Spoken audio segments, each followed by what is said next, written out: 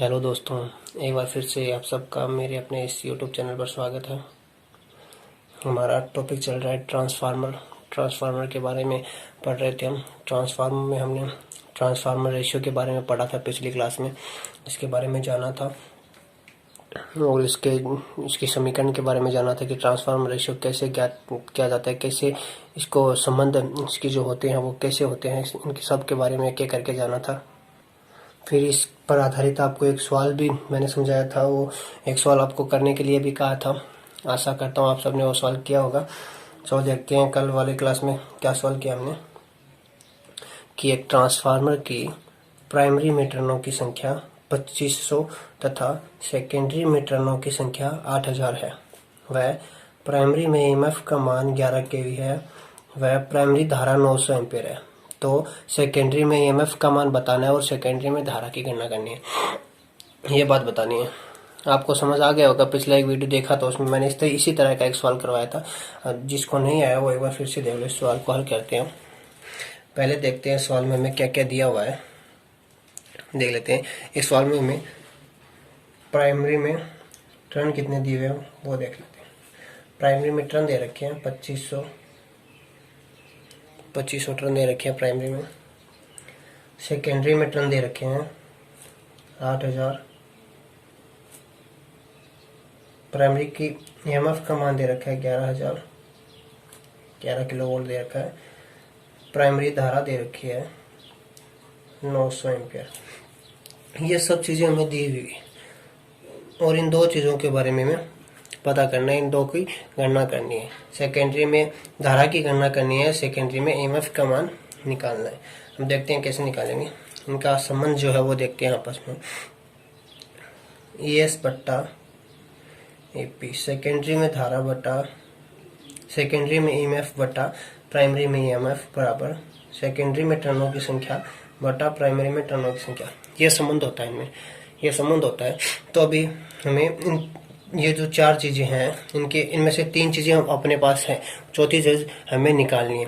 तो हमें ES का मान निकालना है। ES का मान निकालना है तो हमें ES का मान कैसे निकालेंगे देखते हैं। ES का मान निकालेंगे तो ES का मान तो निकालना है, बटा में EP का जो मान है वो दे रखा है 11000 बराबर सेकेंडरी में टर्न दे रखे हैं 8000 और प्राइमरी में टर्न दे रखे हैं 2500।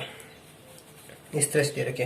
तब इनको आगे हल करते हैं इस तरह से कि सेकेंडरी में जो ईएमएफ होता है इंटू 2500 बराबर, ये इस तरफ चला जाएगा 8000 गुना 11000, ये ऐसे हो जाएगा। अब इसको आगे करते हैं, इसको आगे हल करते हैं। सेकेंडरी में जो ईएमएफ के गुना में है 2500, ये इसके भाग में चला जाएगा। सेकेंडरी में ईएमएफ का मान निकालना है तो 8000 इंटू 11000 बट्टा 2500, इसे हल करते हैं। 2 शून्य से 2 शून्य कैंसिल हो गया, ये हो गया 11 इंटू 8 88 25। तो इसको इस तरह से हल करेंगे तो लगभग आएगा 25 इंटू 75 3, ये इतना आ जाएगा। ये जो सेकेंडरी में ईएमएफ का मान आ गया वो आ गया 35200 वोल्ट। इसको हल करेंगे तो इस तरह से आ जाएगा। अब जो सेकेंडरी में ईएमएफ का मान तो निकाल लिया, अब हमें सेकेंडरी में धारा की गणना करनी है। सेकेंडरी में धारा क्या है उसकी गणना करनी है। तो कैसे करेंगे, अपने पास एक फॉर्मूला है, प्राइमरी में जो धारा होती है बट्टा सेकेंडरी में धारा बराबर NS बट्टा NP। ये दो चीज़ें अपने पास है। सेकेंडरी में धारा की गणना करनी है, प्राइमरी में धारा भी हमें दी हुई सवाल में। प्राइमरी में धारा जो है वो 900 एम्पीयर दे रखी है। सेकेंडरी में धारा ज्ञात करनी है, सेकेंडरी में टर्न दे रखे हैं 8000 और प्राइमरी में जो टर्न दे रखे हैं वो 2500 टर्न दे रखे हैं। अब इसे हल करेंगे इस तरह से तो यह आ जाएगा 900 इंटू 2500 बराबर सेकेंडरी में जो धारा होती है टू 8000। सेकेंडरी में धारा की गणना करनी है तो ये जो इसके गुणा में है वो इसके भाग में आ जाएगा 8000। 3 शून्य से 3 शून्य कैंसिल, इसको हल करेंगे तो ये आएगा 25 एम्पियर। जो सेकेंडरी में जो धारा है वो इस तरह से आ गई 281.25 एम्पियर। इस तरह से ये सवाल हल हो गया, आपको अच्छे से समझ आया होगा। अब ट्रांसफार्मर रेशियो के बाद इन सवालों को हल करने के बाद आगे बढ़ते हैं, देखते हैं आगे ट्रांसफार्मर में क्षतियों के बारे में पढ़ेंगे। ट्रांसफार्मर में क्षतियाँ क्या क्या होती है, हानि क्या क्या होती है, तो ध्यान से देखना। ट्रांसफार्मर जो होता है, ट्रांसफार्मर में कोई घूर्णीय भाग नहीं होता है। ट्रांसफार्मर में कोई घूर्णीय भाग नहीं होता है, इसलिए ट्रांसफार्मर में केवल दो क्षतियां होती है। ट्रांसफार्मर में एक स्थितिक युक्ति है, घूर्णीय जो मशीनें होती है उनमें तो एक अतिरिक्त क्षति और होती है, घर्षण क्षति होती है। लेकिन ट्रांसफार्मर में कोई घूर्णीय भाग न होने के कारण इसमें केवल दो प्रकार की क्षतियां पाई जाती है। कौन कौन सी है? पहली क्षति होती है लोहा क्षति, कॉपर लॉस, आयरन लॉस, दो क्षतियां होती है। दूसरी होती है ताम्र क्षति, एक आयरन लॉस होती है, एक कॉपर लॉस होती है। ये दो क्षतियां होती है ट्रांसफार्मर में।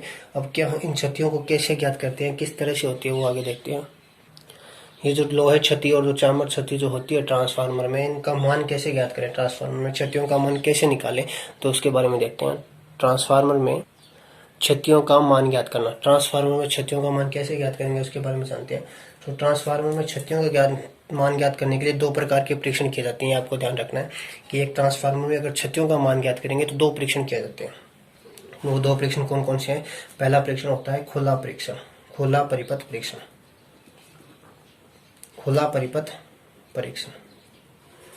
और जो दूसरा होता है वो होता है लघु परिपथ परीक्षण।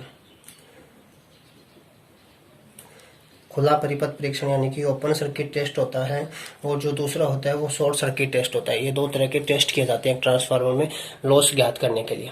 ट्रांसफार्मर में दो क्षतियां बताइए आपको, लोह क्षति होती है, ताम्र क्षति होती है। उन्हीं दो क्षतियों का मान ज्ञात करने के लिए ट्रांसफार्मर में दो टेस्ट किए जाते हैं। एक तो ओपन सर्किट टेस्ट होता है, खुला परिपथ परीक्षण होता है। दूसरा शॉर्ट सर्किट टेस्ट होता है, लघु परिपथ परीक्षण होता है। ये क्या होता है उनके बारे में जानते हैं। पहले खुला परिपथ परीक्षण के बारे में जानते हैं, देखते हैं क्या होता है। तो जो खुला परिपथ परीक्षण होता है उसमें होता है कि इस परीक्षण द्वारा जो ट्रांसफार्मर की, ध्यान से देखना, इस परीक्षण द्वारा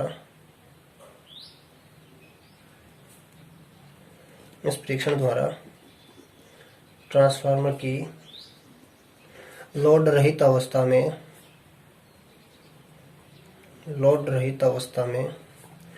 लोह क्षतियों का मान ज्ञात किया जाता है। लोह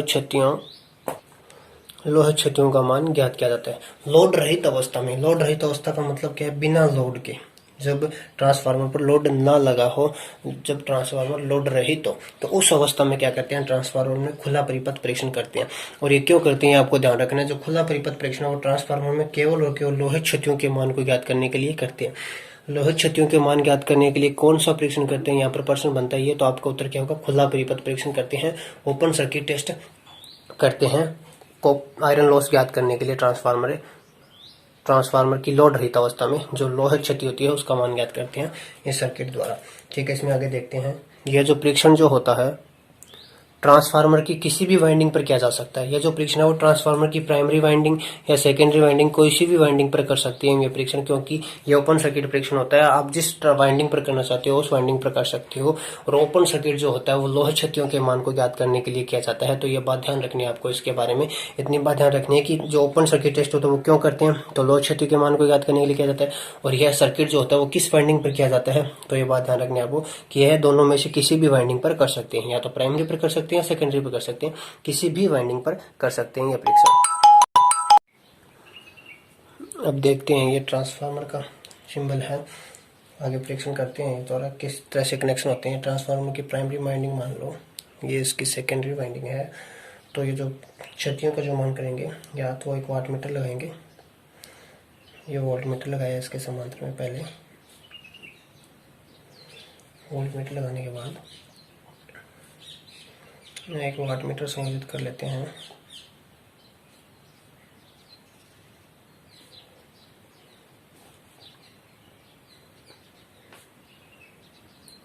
इस तरह से वाटमीटर संयोजित किया। आगे यहाँ श्रेणी में एम्पीयर मीटर लगाया, फिर इधर सप्लाई से संयोजित कर दिया। इस तरह से ये कनेक्शन करते हैं। ये जो वाट मीटर जो दर्शाएगा मान, वो उसकी लोड क्षति के मान को दर्शाएगा, वाट में की कितनी आ रही है। इस तरह से ये परीक्षण किया जाता है, प्रैक्टिकली रूप से इस तरह से किया जाता है कि एक वाट मीटर के इस तरह से कनेक्शन करते हैं, फिर एम्पीयर मीटर लगाते हैं और वोल्ट मीटर लगाते हैं और देखते हैं ट्रांसफार्मर में जो वाट मीटर जो जितनी शक्ति दर्शा रहा है, जितनी वाट खपत कर रहा है वो बताएगा। फिर जो ये इस तरह से जो सेकेंडरी वाइंडिंग होती है इसको क्या रखा जाता है, ओपन रखा जाता है, खुला रखा जाता है। तो ये जो वाट मीटर होता है वो केवल लोड क्षति के मान को ही प्रदर्शित करेगा और लोड क्षति का मान है वो वाट में प्रदर्शित कर देगा जितना आ रहा है उस हिसाब से। अब इस परीक्षण के बारे में एक मोस्ट बात क्या है वो देखते हैं, नोट लगा के लिख रहा हूँ कि शून्य भार अवस्था में, नो लोड अवस्था जिसको कह सकते हैं, शून्य भार अवस्था में ताम्र क्षति का जो मान होगा, एक बहुत ही महत्वपूर्ण बात है, शून्य भार अवस्था में ताम्र क्षति का मान नगण्य होता है, न के बराबर होता है। जब ट्रांसफार्मर पर लोड नहीं होता है तो ट्रांसफार्मर में जो ताम्र क्षति का मान होता है वो न के बराबर होता है, नगण्य माना जाता है। ये बात ध्यान रखनी है आपको। अब दूसरा परीक्षण करते हैं ट्रांसफार्मर में। दूसरा परीक्षण है शॉर्ट सर्किट परीक्षण। तो ये किस तरह से होता है इसके बारे में देख लेते हैं। तो इस परीक्षण द्वारा ट्रांसफार्मर की पूर्ण भार अवस्था में, पूर्ण भार जो अवस्था होती है उस अवस्था में ताम्र क्षति का मान ज्ञात किया जाता है। ताम्र क्षति का मान ज्ञात करते हैं। जो ट्रांसफार्मर की पूर्ण लोड अवस्था होती है उस अवस्था में जो ट्रांसफार्मर की होती है वो ताम्र क्षति का मान ज्ञात करते हैं शॉर्ट सर्किट परीक्षण द्वारा। अब इसके बारे में एक मोस्ट बात ध्यान रखने वाली ये है कि हमने शॉर्ट सर्किट परीक्षण में तो पढ़ा था कि जो लोह क्षति का मान ज्ञात करते हैं वो ट्रांसफार्मर की किसी भी वाइंडिंग पर कर सकते हैं, लेकिन इसमें एक मेन ध्यान रखने वाली बात यह है कि जो ट्रांसफार्मर जो शॉर्ट सर्किट परीक्षण करते हैं वो हमेशा किस साइड पर करते हैं वो देखना है कि यह जो परीक्षण होता है, यह परीक्षण ट्रांसफार्मर की जो हाई वोल्टेज साइड होती है, high voltage side HP, high voltage side पर किया जाता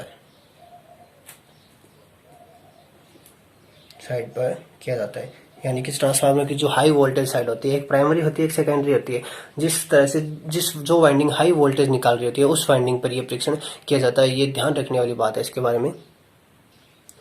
ये हाई वोल्टेज पर साइड पर किया जाता है तथा जो लो वोल्टेज साइड होती है, लो वोल्टेज साइड को शॉर्ट रखा जाता है। ये शॉर्ट सर्किट परीक्षण है तो एक वाइंडिंग को शॉर्ट रखेंगे और जो ओपन सर्किट परीक्षण था उसमें एक वाइंडिंग को ओपन रखा जाता है, खुली रखी जाती है। और जो ओपन सर्किट टेस्ट होता है वो वाइंडिंग किसी भी वाइंडिंग पर कर सकते हैं, लेकिन जो शॉर्ट सर्किट परीक्षण होता है वो हमेशा जो ट्रांसफार्मर होता है उसकी HV साइड पर, हाई वोल्टेज जो साइड होती है उस साइड पर ही किया जाता है और शॉर्ट हमेशा लो वोल्टेज साइड को ही किया जाता है। हाई वोल्टेज साइड को कभी भी शॉर्ट नहीं करेंगे वरना नुकसान हो सकता है, इसलिए जो लो वोल्टेज साइड होती है उसको हमेशा शॉर्ट रखा जाता है और हाई वोल्टेज साइड पर ट्रांसफार्मर पर शॉर्ट सर्किट परीक्षण टेस्ट किया जाता है। अब देखते हैं किस तरह से करते हैं। ये ट्रांसफार्मर है, ये इसकी हाई वोल्टेज साइड है, इसको चाहे प्राइमरी कह दो या सेकेंडरी कह दो, ये प्राइमरी होगी ये सेकेंडरी होगी। ये लो वोल्टेज साइड है यानी कि इसमें कम टर्न है, इसमें ज़्यादा टर्न है। तो किस तरह से करेंगे ये परीक्षण देखते हैं। समांतर में एक वाट मीटर लगाएंगे, फिर एक वोल्ट मीटर लगाएंगे समांतर में, फिर एक वाट मीटर के कनेक्शन करेंगे। ये इसकी करंट कॉइल होती है, ये प्रेशर कॉइल। इस तरह से एम्पीयर मीटर के कनेक्शन करने के बाद यहाँ से सप्लाई से संयोजित कर देंगे ये वाट मीटर। लेकिन जो लो वोल्टेज साइड होती है उसको क्या रखा जाता है, हमेशा शॉर्ट रखा जाता है। इस तरह से एक एम्पीयर मीटर लगा देते हैं, ये इस तरह से शॉर्ट हो गया। जो लो वोल्टेज साइड होती है उसको शॉर्ट रखा जाता है। तो ये जो होता है वो ट्रांसफार्मर में शॉर्ट सर्किट टेस्ट होता है। इस तरह से होता है, शॉर्ट सर्किट परीक्षण होता है।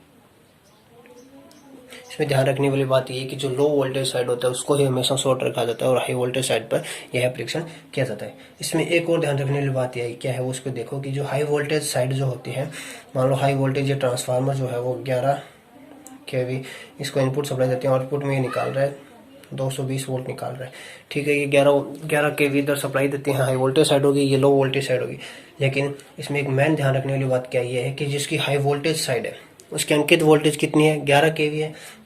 लेकिन हमें जो उसको इनपुट को जो सप्लाई प्रदान करेंगे वो 11 केवी प्रदान नहीं करेंगे। केवल 11 केवी जो अंकित जो सप्लाई है उसका केवल और केवल 5% ही इसको क्या किया जाता है, इसका 5% ही इसकी इनपुट सप्लाई को प्रदान की जाती है ट्रांसफार्मर को। क्योंकि इस 5% जो इसका इनपुट सप्लाई प्रदान करने का कारण क्या है, कारण ये है कि जो सेकेंडरी वाइंडिंग है उसको हम क्या रखते हैं, शॉर्ट रखते हैं।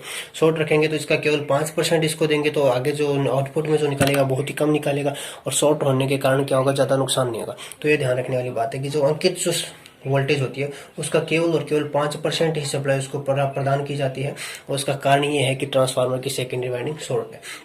अब जब इसको उसका 5% अंकित वोल्टेज प्रदान करेंगे तो इसमें जो ताम्र क्षति भी जो निकालेगा वाटमीटर, वो भी केवल और केवल कितनी निकालेगा, 5% निकालेगा। ये ध्यान रखनी है बात आपको। ये ट्रांसफार्मर में इस तरह से 2 प्रकार के टेस्ट हो गए, एक तो खुला परिपथ परीक्षण हो गया, दूसरा शॉर्ट सर्किट टेस्ट हो गया। अब ट्रांसफार्मर में एक बात और भी बताई थी आपको कि ट्रांसफार्मर में जो नो लोड होता है उस समय जो ताम्र क्षति होती है वो नगण्य होती है। तो एक सवाल देता हूँ आपको, इस तरह से समझना एक बात को कि एक ट्रांसफार्मर की पूर्ण भार यानी कि फुल लोड पर जो लोह क्षति है वह ताम्र क्षति, लोह क्षति व ताम्र क्षति का मान 500 वाट व 2000 वाट है। तो अर्धपूर्ण भार यानी कि उससे जो पूर्ण भार था उसका आधे लोड पर, अर्धपूर्ण भार पर ताम्र क्षति व लोह क्षति के मान क्या होंगे, यह बात आपको इस तरह से, ये सवाल है। इस तरह से सवाल बहुत ज़्यादा परीक्षा में पूछे जाते हैं। आपको समझ बहुत एक बार कम आ रहा होगा, इसको देखो ध्यान से कि ट्रांसफार्मर की जो पूर्ण भार है, जो तो फुल लोड पर जो लोह क्षति है और जो ताम्र क्षति है उसके मान दे रखे हैं। 500 वाट है लोह क्षति का मान और ताम्र क्षति का मान 2000 वाट है। कि ट्रांसफार्मर जो फुल लोड पर कार्य कर रहा है तो उसमें जो उसकी जो ताम्र क्षति होगी वो 2000 वाट होगी और जो लोह क्षति होगी वो उसकी 500 वाट होगी। ये वाट मीटर द्वारा हम देख रहे हैं। जब लोड को आधा कर दिया जाता है, भार को कम कर दिया जाता है, आधा कर दिया जाता है अर्धपूर्ण भार पर, तो ताम्र क्षति होती है और जो लोह क्षति होती है उसके मान क्या क्या हो सकते हैं। तो हमें लोह क्षति के मान को देखना है। तो लोह क्षति होगी वो कितनी होगी, लोह क्षति के बारे में एक बात रही है, लोह क्षति को नियत क्षति भी कहते हैं। लोह क्षति को कौन सी क्षति कहते हैं, नियत क्षति कहते हैं। नियत क्षति यानी कि इस पर लोड का कोई प्रभाव नहीं पड़ता, लोड को कम कर दो ज्यादा कर दो कोई असर ही नहीं होता इस पर, ठीक है। तो लोह क्षति जो होती है वो नियत क्षति होती है, इसलिए जो लोह क्षति का मान होगा वो फुल लोड पर हमें कितना था, 500 वाट था। तो जब लोड को आधा कर देंगे, कम कर देंगे, फिर भी कितना रहेगा, 500 वाट ही रहेगा। क्यों रहेगा, जो लोड क्षति है वो क्या है, नियत है, उसका लोड पर कोई प्रभाव नहीं पड़ता। लोड को कम कर दो ज्यादा कर दो कोई प्रभाव नहीं पड़ता। तो ये बात आपको ध्यान रखनी है। जो लोह क्षति होगी वो अर्धपूर्ण भार पर कितनी हो जाएगी, 500 वाट ही रहेगी, बदलेगी नहीं। अब जो ताम्र क्षति है वो कितनी होगी वो देखनी है। ताम्र क्षति का मान कितना होगा, ताम्र क्षति कितनी थी फुल लोड पर, 2000 वाट थी। 2000 वाट थी। तब अर्ध लोड को आधा कर दिया जाता है, अर्ध भार पर जो है वो ताम्र क्षति के मान है वो क्या हो जाएगा वो देखो। ताम्र क्षति जो होती है I²R द्वारा हम होती है। पता है आपको ताम्र क्षति का सूत्र क्या होता है, I²R होता है। धारा के वर्ग के समानुपाती होती है। धारा के वर्ग के हिसाब से ताम्र क्षति वो बढ़ती है, ठीक है। तो धारा के वर्ग के हिसाब से बढ़ती है, धारा के वर्ग के अनुपातिक होती है तो ताम्र क्षति होती है। जो भार को हम क्या कर देंगे, आधा कर देंगे। लोड को क्या कर रहे हैं, कम कर रहे हैं, आधा कर रहे हैं। तो ये भार की केवल क्या रह जाएगी, चौथाई रह जाएगी ना, वर्ग के हिसाब से। जब लोड को आधा कर देंगे तो वर्ग के हिसाब से 1/4 कम हो जाएगी। जब 1/2 कम करेंगे इसकी ताम्र क्षति के मान को, 1/2 कम करेंगे तो उसका वर्ग करेंगे तो 1/4 कम हो जाएगी, चौथाई कम हो जाएगी। तो 2000 का चौथाई कितना होता है, 2000 का चौथाई निकालते हैं तो 4 से डिवाइड कर देते हैं, 500 वाट आ जाएगी। जो ताम्र क्षति होगी वो कितनी हो जाएगी, अर्धपूर्ण भार पर 500 वाट हो जाएगी। किस तरह से होगी एक बार फिर से देखो ध्यान से। ताम्र क्षति पूर्ण लोड पर कितनी दे रखी है, 2000 वाट दे रखी है। ताम्र क्षति ज्ञात करने का सूत्र होता है I²R। ताम्र क्षति होती है वो धारा के वर्ग के अनुपातिक बढ़ती है, ठीक है। अब जब भार को आधा कर रहे हैं, भार को पूर्ण भार से कम कर रहे हैं, आधा कर रहे हैं, तो इसके हिसाब से जो क्षति है उसका मान में भी क्या आएगी, कमी आएगी, आधी होगी, लेकिन आधी जो होती है वो आधी नहीं होगी एक हिसाब से देखते हैं, क्योंकि वो वर्ग के अनुपातिक बढ़ती है, धारा के वर्ग के हिसाब से बढ़ती है। तो 1/2 का वर्ग करेंगे तो 1/4 हो जाएगा, यानी कि वो 1/4 रह जाएगी केवल। तो 2000 का 1/4 होता है 500 वाट। इस तरह से जो ताम्र क्षति होती है वो अर्धपूर्ण भार पर कितनी हो जाती है, अपनी फुल लोड भार की 1/4 हो जाती है। यह बात ध्यान रखनी है आपको। अब ट्रांसफार्मर के बारे में एक मेन बात देखते हैं। ट्रांसफार्मर की जो क्षमता होती है, ट्रांसफार्मर की क्षमता केवीए में दर्शाई जाती है, केवीए में दर्शाई जाती है। ये बात भी आपको ध्यान रखनी है, बहुत ज़्यादातर पूछता है इस बात को कि ट्रांसफार्मर की जो रेटिंग होती है वो किस में पूछी जाती है, किस में दर्शाई जाती है। तो केवीए में दर्शाई जाती है, किलो वोल्ट एम्पियर में ट्रांसफार्मर की रेटिंग दर्शाई जाती है। ये बात आपको ध्यान रखनी है। आज की क्लास में हम इतना ही पढ़ेंगे। इन सब बातों को एक बार फिर से रिवीजन करना। ओके दोस्तों, धन्यवाद। अगर कुछ समझ में ना आया हो तो ज़रूर पूछना।